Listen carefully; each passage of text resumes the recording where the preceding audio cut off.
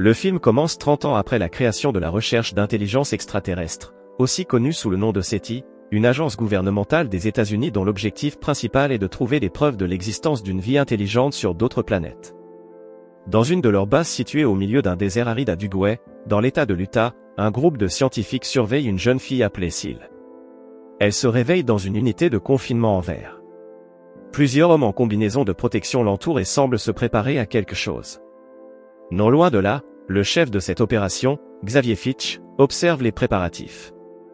Il semble extrêmement sombre, comme s'il n'approuvait pas ce qui se passe. Seal, quant à elle, est perplexe, et sa peur grandit lorsque deux techniciens de laboratoire portant des réservoirs de cyanure entrent dans la pièce. Ils commencent à installer les réservoirs sur des conduites connectées à l'unité de confinement. Terrifié, Seal regarde Fitch, qui murmure simplement « Je suis désolé ». Puis, il donne le signal pour libérer le gaz toxique dans son unité. Cependant, alors que le gaz commence à l'envelopper, Seal utilise une force brute pour briser l'un des panneaux de verre. Elle s'enfuit alors en toute sécurité tandis que le personnel du laboratoire s'étouffe à cause du cyanure qui s'est échappé de l'unité. Il est évident que Seal n'est pas une humaine normale, puisqu'elle parvient à échapper aux officiers militaires poursuivants ainsi qu'à des chiens entraînés. Peu après, elle monte dans un train de marchandises et s'endort. Seal est brièvement interrompue lorsqu'un vagabond entre dans le compartiment et tente de l'agresser. Mais elle attrape ses bras et le projette violemment contre les murs du compartiment, le tuant sur le coup. Quelque temps après, Seal descend dans une gare et entre dans une petite épicerie. Elle observe les gens acheter des provisions avec de l'argent liquide et des cartes de crédit. Elle vole ensuite un sac appartenant à une femme distraite et monte dans un train de passagers. À l'intérieur, Seal fouille le sac volé et y trouve une petite télévision portable. Une contrôleuse entre bientôt dans le compartiment pour demander son billet. Mais en voyant que Seal est très jeune, elle lui propose de payer seulement la moitié du prix. Pendant ce temps, Fitch découvre le cadavre du vagabond dans le train de marchandises. Il sait que Seal représente un danger extrême si elle reste en liberté et décide de réunir une équipe pour la traquer. Peu après, son équipe arrive au laboratoire de l'Utah pour un briefing sur leur mission top secrète. Elle est composée d'un empathique, Dan Smithson, qui a la capacité de ressentir ce qui s'est passé à un endroit donné, d'un anthropologue, Dr Stephen Ardan, d'une biologiste moléculaire, Dr Laura Baker, et d'un ancien mercenaire des opérations spéciales, Preston Lennox. Dans le train de passagers, la contrôleuse frappe à la porte du compartiment de Seal en raison du bruit de la télévision portable. N'obtenant aucune réponse, elle entre et constate que la jeune fille n'est plus là. La contrôleuse se dirige alors vers les toilettes et se retrouve face à une scène terrifiante, un grand cocon est attaché au mur. Soudain, une tentacule surgit du cocon et s'accroche au cou de la contrôleuse.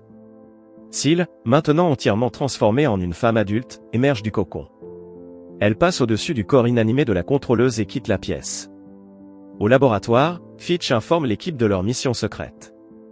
Il révèle que les chercheurs du SETI avaient reçu 2 messages d'une source inconnue en 1993. Le premier message concernait un catalyseur permettant de produire une énergie infinie à partir de méthane. Le deuxième message contenait une séquence d'ADN ainsi que des instructions pour l'hybrider avec des gènes humains. Avec le temps, les scientifiques du gouvernement ont injecté cette séquence d'ADN extraterrestre dans 100 ovules humains, et l'un d'entre eux a donné naissance à Seal. Fitch montre à l'équipe la croissance rapide de Seal, expliquant qu'elle est moitié humaine, moitié extraterrestre. Il révèle enfin que les chercheurs ont commencé à s'inquiéter des conséquences de cette expérience. C'est alors qu'ils ont décidé de mettre fin à sa vie en la suffoquant avec du gaz cyanuré. Mais maintenant qu'elle s'est échappée, l'équipe doit la capturer avant qu'elle ne se reproduise. Plus tard, Fitch et son équipe arrivent à Los Angeles, où ils découvrent le cadavre de la contrôleuse dans un train de passagers. Ils voient également le cocon dans les toilettes et concluent que Seal est probablement devenue une femme adulte. Par la suite, l'équipe s'installe dans un hôtel où Fitch révèle que les autorités locales ont installé un nouveau laboratoire à proximité. Ailleurs, dans la même ville, Seal se prend une chambre dans un motel et paie en liquide avec l'argent obtenu de la contrôleuse. Plus tard dans la soirée, elle demande à la réceptionniste où elle pourrait rencontrer un homme pour un rendez-vous. Cette dernière lui recommande un club appelé Aid, très populaire parmi les jeunes locaux.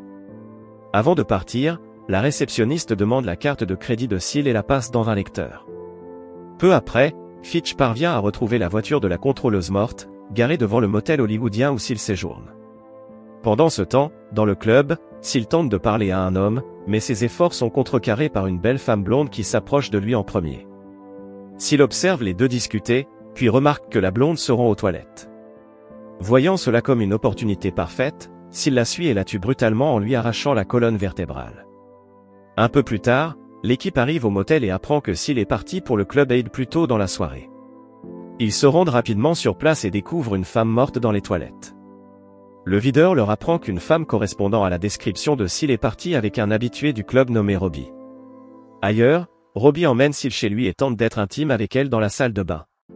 Alors qu'il la touche sensuellement, elle devient soudainement mal à l'aise et lui demande de la ramener au club. Frustré, Robbie insiste pour avoir une relation avec elle, et Sil finit par céder. Ils commencent à s'embrasser jusqu'à ce qu'elle saisisse la tête de Robbie et enfonce sa langue à travers son crâne, le tuant instantanément. Quelque temps après, l'équipe arrive chez Robbie et trouve son corps allongé par terre. Preston remarque que l'homme porte encore son pantalon, concluant qu'il n'a pas pu avoir de rapport avec Sil.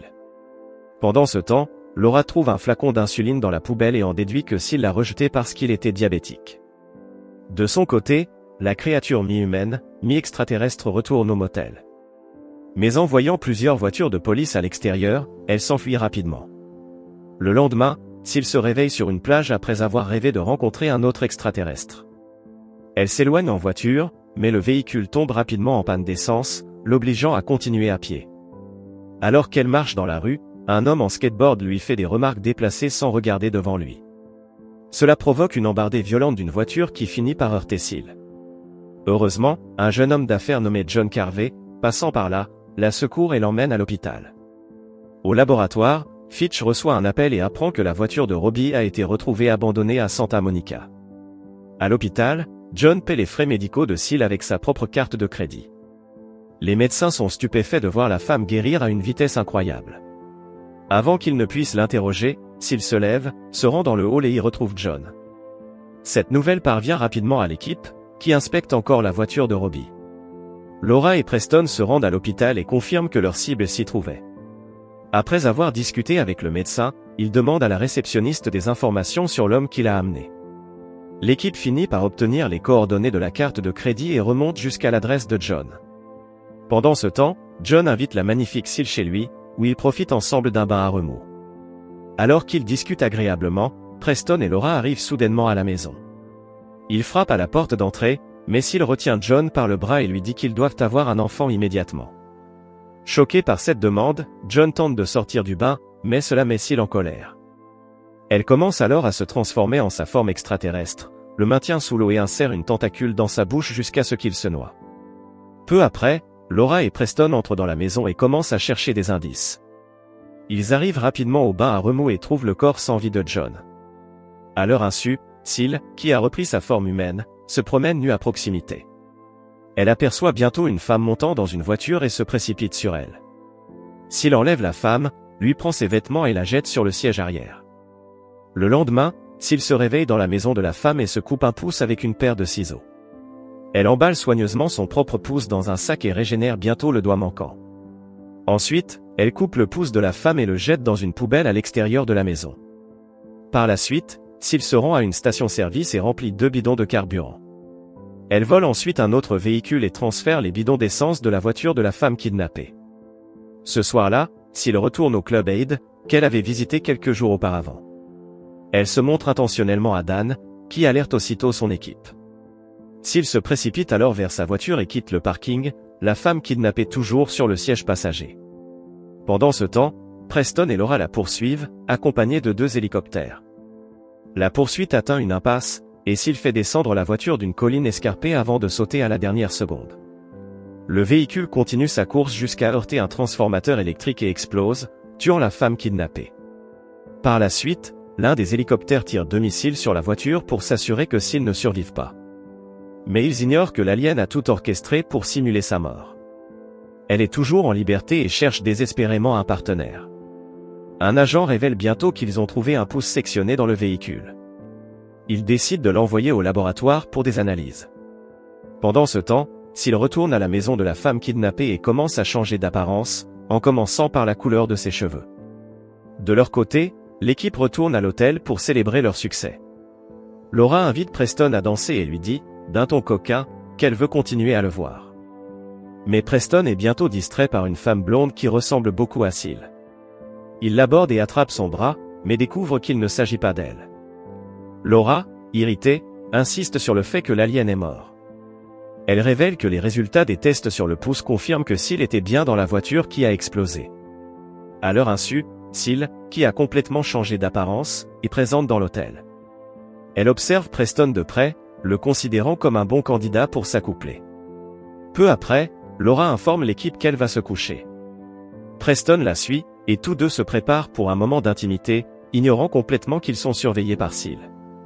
Celle-ci se trouve dans la chambre voisine, prétendant être une femme de ménage. Elle écoute à travers le mur tandis que Laura et Preston font l'amour. Quelques instants plus tard, Stephen arrive dans la chambre et trouve Seal, sans toutefois la reconnaître. Avant qu'il puisse l'interroger, Seal le séduit rapidement. Elle commence à l'embrasser et le pousse sur le lit. Pendant ce temps, Dan, qui retourne à sa chambre, ressent soudainement la présence de Seal. Il s'arrête devant la porte de Stephen et perçoit que Seal est en train de copuler avec son ami. Inquiet, il frappe à la porte, mais c'est un Preston torse nu qui lui ouvre. Entre-temps, après leur rapport, Seal informe Stephen qu'elle sent déjà quelque chose dans son ventre. Ce dernier rit, mais elle lui prend la main et lui fait sentir son ventre. À sa grande stupéfaction, Stephen sent un bébé grandir à l'intérieur. Il réalise alors qu'il est avec Seal. Avant qu'il puisse réagir, l'alien mi-humaine couvre sa bouche et l'étouffe à mort. Lorsque l'équipe arrive enfin à la porte, Seal sort de la chambre en passant par le mur. Cela pousse l'équipe à la poursuivre avec des lance-flammes et d'autres armes sophistiquées. Leur traque les mène à un tunnel situé sous le garage de l'hôtel. Ils découvrent une trappe ouverte et y lancent un jet de flammes avant de descendre. Cependant, l'équipe arrive rapidement à une intersection avec plusieurs chemins possibles. Ils se séparent en petits groupes pour localiser leur cible plus rapidement. Quelques minutes plus tard, Fitch remarque des bulles remontant à la surface d'un bassin d'eau. Il s'approche prudemment pour examiner de plus près lorsque Seal surgit soudainement et le tire à l'intérieur. Quand le reste de l'équipe arrive, Fitch est déjà mort. Malgré cela, le groupe continue ses recherches pendant que Seal se cache sur les tuyaux situés au-dessus. Ne trouvant aucune trace d'elle, il passe juste à côté de sa cachette sans s'en apercevoir. Seal descend alors silencieusement et s'échappe en nageant. Peu après, elle atteint une caverne et donne finalement naissance à son enfant. Elle le laisse sur place pour traquer les humains et les tuer. Pendant ce temps, Dan, qui ressent une énergie étrange dans la caverne, arrive sur place et aperçoit un petit garçon en mouvement. Il tente de l'atteindre, mais l'enfant lui projette sa langue, le faisant tomber. Quelques secondes plus tard, Laura arrive pour secourir Dan, mais elle glisse et tombe dans une flaque d'huile à proximité. L'enfant se transforme alors en sa forme extraterrestre et attaque Dan, mais celui-ci le brûle avec un lance-flamme. Cela fait tomber l'alien dans la flaque d'huile, où il brûle jusqu'à sa mort. À ce moment-là, Seal surgit et pousse un cri en voyant son enfant brûler. Profitant de sa distraction, Laura sort de la flaque et sauve Dan de sa position précaire. Peu après, le reste de l'équipe arrive sur place, et Seal attrape Preston avec ses tentacules. Mais il parvient à les couper avec un couteau et se prépare à affronter l'alien. Avant que Seal ne puisse l'atteindre, Preston lui tire dessus à plusieurs reprises jusqu'à ce qu'elle tombe dans la flaque d'huile en flammes.